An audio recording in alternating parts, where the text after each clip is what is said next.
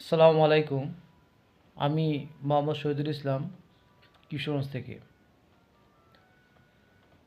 ইদানিংয়ের যে সাম্প্রতিক talk of the world, আমেরিকার ডোনাল্ড ট্রাম্প যেভাবে ভেনেজুয়েলার প্রেসিডেন্টকে উনি তার সামরিক অভিযানের মাধ্যমে, সিআইএর মাধ্যমে ওই দেশ থেকে উঠিয়ে, ভেনেজুয়েলা থেকে, কারাগাস থেকে উঠিয়ে নিউ ইয়র্কে নিয়ে আসছে। এটা আসলে এক ধরনের নিন্দনীয় দৃষ্টান্ত।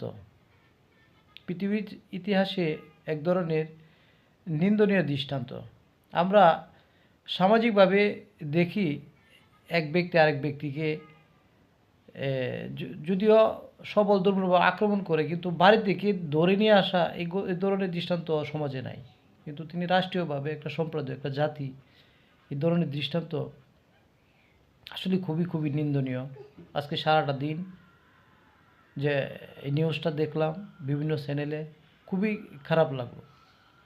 মাদুরোকে যেভাবে ওরা উঠিয়ে নিয়ে গেল, আসলে একটা দেশের প্রেসিডেন্ট যদি নিরাপদ না থাকে, অন্যের আগ্রাসনে শিকার হয়, হ্যাঁ, পুকুরে ছোট মাছগুলোকে যেভাবে বড় মাছে গ্রাস করে, আমার কাছে ঠিক তেমনই লাগলো। তো এখান থেকে ক্ষুদ্র ক্ষুদ্র দেশগুলো শিক্ষা নেওয়া উচিত।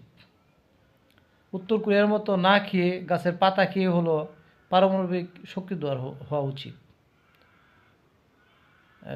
কারণ না হয় নিজের জাতি বা সম্প্রদায়ের ইজ্জত টিকিয়ে রাখা, নিজেদের বেঁচে থাকার অধিকার টিকিয়ে রাখা বর্তমান বিশ্বে একটি কঠিন হয়ে যাবে। আর জাতিসংঘ হলো আমেরিকার বৈধতা দেওয়ার বৈধতা দেওয়ার একটা সংগঠন। হ্যাঁ, এই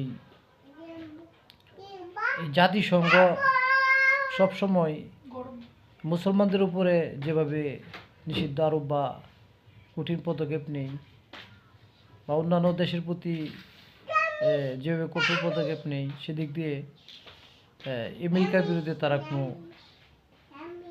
কথা বলে না।